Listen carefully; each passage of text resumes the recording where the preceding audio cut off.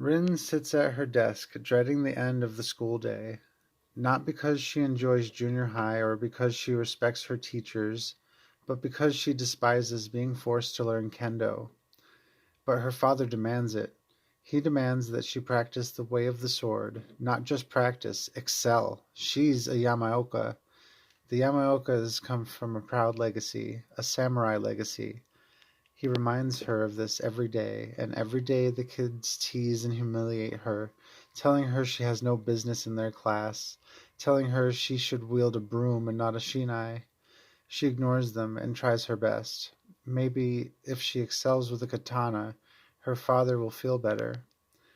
He hasn't been himself as of late. Frustrated, irritable, reactive.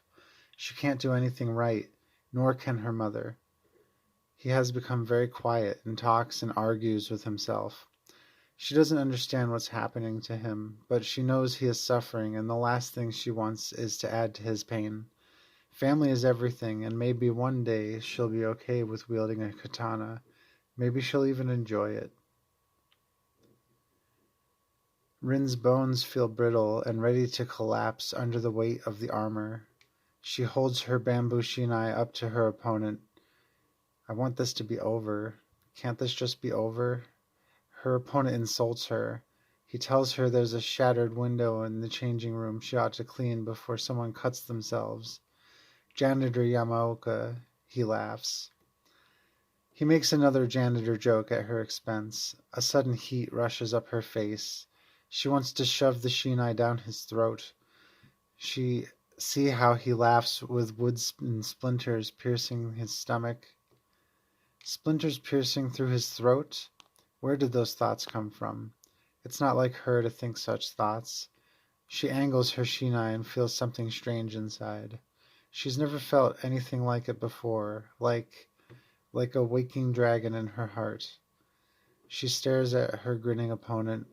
Faster than thought, she lunges and strikes the head of her opponent. Everyone laughs at him. His head slumps in mingled defeat and humiliation. A boy stares at her with wide, disbelieving eyes. He blinks. You might be a Yamaoka after all. She hates to admit it, but it feels good to win. No, not win. To defeat a foe. To defeat another human being. Defeat another human being? Why would I think this? These aren't my thoughts, but they are. She doesn't understand what happened. What thing came over her to give her the strength to contend with the boy in front of her? He isn't laughing anymore. He glares at her. She beat him, not once, not twice, thrice. The boys continue to stare at her open-mouthed. Something is changing in Janitor Yamaoka. They know it. She knows it. She feels the waking dragon in her heart. It's the closest she's ever felt to being a fighter, a warrior, a Yamaoka, and she likes it. Likes being treated with respect. Likes being taken seriously. For an instant she imagines herself beside the great Renjiro Yamaoka and his son Kazan. Something tugs in her heart and the dragon stirs. And the dragon, she realizes, is the waking of her raging Yamaoka blood. Janitor Yamaoka, you got lucky. Let's see how lucky you really are.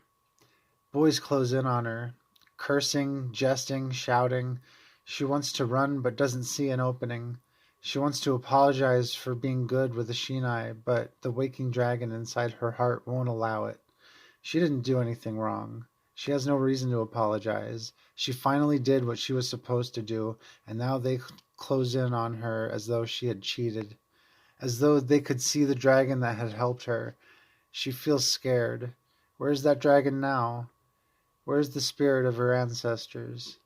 She raises a pleading hand for her abusers to stop. You will pay. You made me look foolish.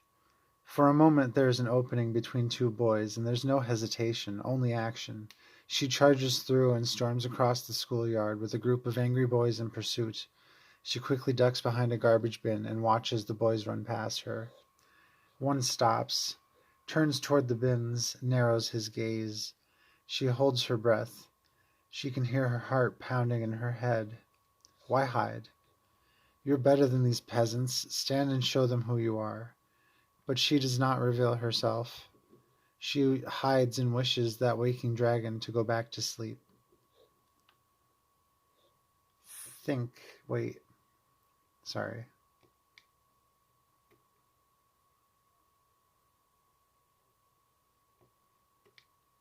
Rin emerges from hiding and begins her long walk home.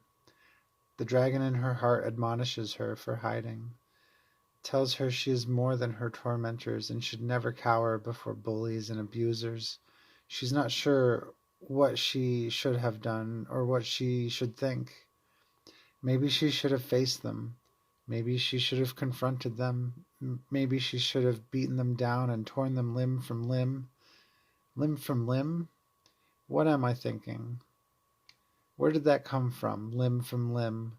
What dark thoughts are these? Before she can answer her own question, she hears a voice. She hears her tormentors jeering and spewing insults at her. She doesn't turn around. She doesn't run. She doesn't run because she knows what's coming and she doesn't care. The dragon within tells her everything's going to be okay. The boys throw garbage at her, call her Janitor Yamaoka, Janitor Yamaoka, Janitor Yamaoka. She knows what's next. She sees it in her mind's eye like samurai of old. They'll push her down, surround her, punch and kick her. But this time she won't let the pain defeat her. She won't let the fear paralyze her. She'll use the fear and the pain to feed the dragon. Today her bullies will feel teeth and claws. They will feel her wrath, and they will learn she is a Yamaoka.